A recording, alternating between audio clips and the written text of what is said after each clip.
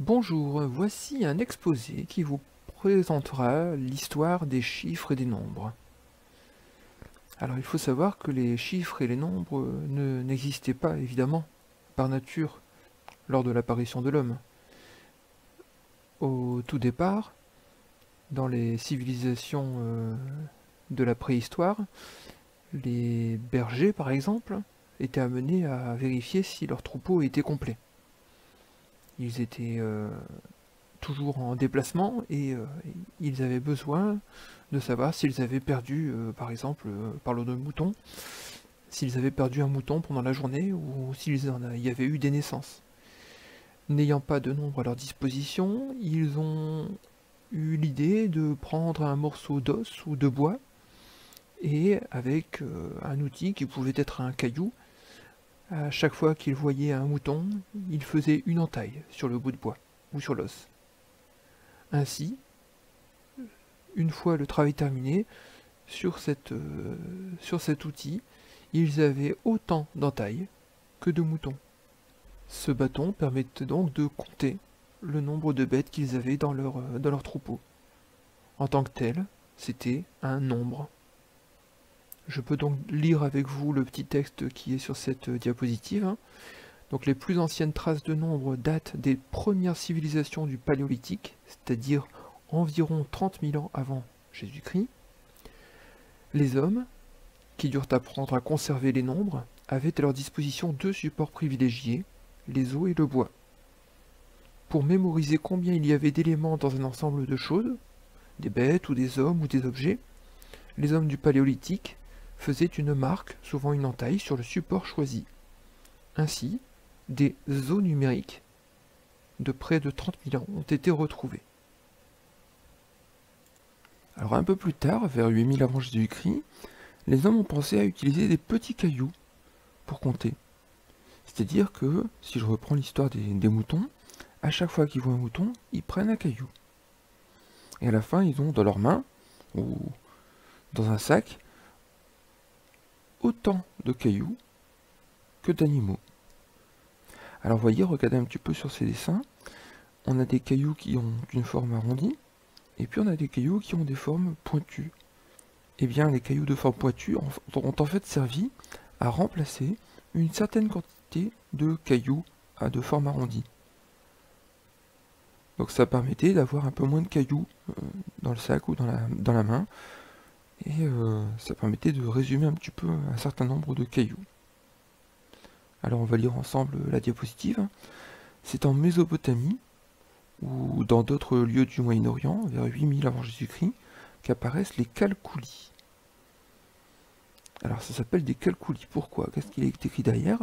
Dans la pratique, chaque caillou vaut 1, et pour des raisons de commodité évidentes, on eut l'idée de remplacer un tas par un seul caillou de nature différente, par sa forme ou par sa couleur. Ici, les cailloux pointus. On retrouve d'ailleurs en Mésopotamie, chez les Sumériens, des objets fabriqués, les pierres d'argile, les calculi. Alors pourquoi calculi? Justement, on y arrive. Calculus, en latin, veut dire caillou. Et le pluriel de calculus, c'est calculi. Donc on retrouve ces calculis dès la moitié du 4e millénaire avant Jésus-Christ. Alors ce qui est intéressant justement au niveau du vocabulaire, c'est que ces cailloux, calculi en latin, ont donné plus tard, avec l'évolution de la langue, les calculs mathématiques. Et si vous avez déjà entendu, il existe aussi en termes médicaux des calculs rénaux par exemple, ou des calculs biliaires, c'est-à-dire des petits cailloux qui se forment dans le corps des hommes ou des femmes, et qu'il faut des fois enlever quand ils bouchent les canaux. Voilà, et bien les calculs en termes médicaux ou les calculs en termes mathématiques ont la même origine. C'est ce fameux calculus qui veut dire caillou en latin. Alors pour savoir où se trouve la Mésopotamie, vous voyez ici sur ce globe, on voit ici l'Europe avec la France, on voit l'Afrique, on voit l'Asie, on voit ici le Moyen-Orient, et dans le Moyen-Orient on voit un pays qui est assez connu qui s'appelle l'Irak. Et la Mésopotamie se situe en Irak, dans l'Irak actuel évidemment.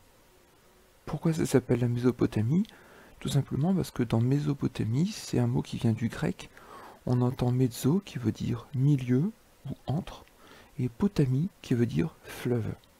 Et il se trouve que dans l'Irak actuel, vous voyez, c'est les frontières qui sont dessinées en pointillés, et bien il y a deux fleuves très célèbres qui sont le Tigre et l'Euphrate.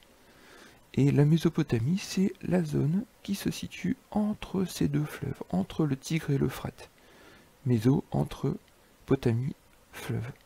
Alors le problème de ces calcoulis, c'est qu'ils n'étaient pas faciles à stocker, ni à transporter, ni à conserver sans être sûr de tous les garder, de ne pas en perdre. Donc les hommes ont dû trouver une solution pour les stocker. Ils ont ainsi décidé de fabriquer des boules d'argile creuses dans lesquelles ils allaient pouvoir stocker leurs cailloux. Donc on avait une boule et puis à l'intérieur on pouvait entendre, si on les secouait, tous les cailloux qui s'entrechoquaient.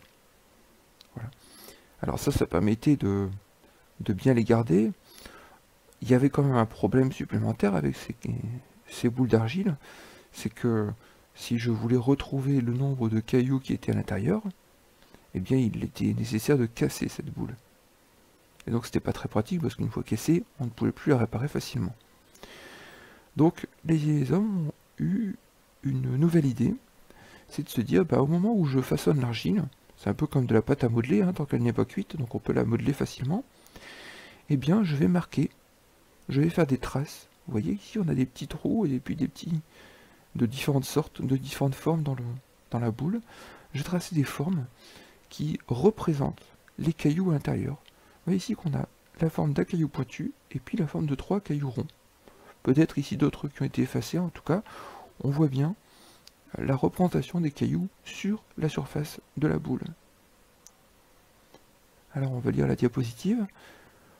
Donc, problème, une fois les calcoulis enfermés dans leur boîte, il est impossible de savoir combien il y en a, et donc de connaître le nombre qu'ils représentent.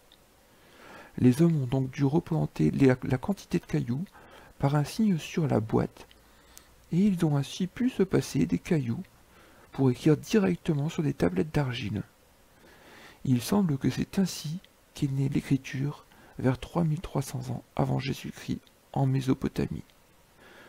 Vous voyez, c'est vrai que cette boule d'argile assez encombrante, on pouvait très bien la remplacer par une tablette, de façon à d'abord ne plus avoir besoin des cailloux, et puis d'avoir quelque chose de plat, qui se transportait beaucoup plus facilement. Alors comme on l'a dit depuis tout à l'heure, plutôt que d'avoir un caillou pour une unité et puis c'est tout, ou plutôt que d'avoir un point pour une unité, un certain nombre d'unités ont été remplacées par un signe différent. C'est ce qu'on appelle la base. La base, elle n'a pas été la même pour toutes les civilisations. Certains ont choisi un signe différent à partir de 5 cailloux, ou de 5 unités. Certains ont choisi à partir de 10 unités, ou d'autres à partir de 12. Alors voilà ce qui est écrit. Au lieu de compter uniquement par unité, on compte par paquet, la base, et la plus fréquente de ces bases est la base décimale, c'est-à-dire au bout de 10 cailloux, on remplacé par un caillou de forme différente. Mais on trouve également des bases sexagésimales, c'est-à-dire qu'on a entendu d'avoir 60 cailloux pour changer de forme. Par exemple, chez les Sumériens. Aussi, il existait la base vicésimale, c'est-à-dire au bout de 20. Les Mayas l'ont utilisé. Ou la base duodécimale, 12. Ou la quinaire, on change à 5, qui est aussi utilisée par les Mayas. Et puis une base tout à fait particulière, la base binaire, qui voulait qu'on change de caillou à partir de 2 cailloux seulement. Alors vous allez bien comprendre en regardant la numérotation Maya. Une unité c'est 1 point, 2 unités 2 points, 3 unités 3 points, 4 unités 4 points, et au bout de 5 unités on change, on met un bâton. Puis 6 unités, j'ai un bâton pour les 5, plus une unité, donc plus 1 point. 7 unités, un bâton et 2 points, etc. 10 unités, eh bien c'est 2 bâtons de 5. Ainsi, si je regarde 18, c'est bien 3 bâtons de 5, plus 3 unités.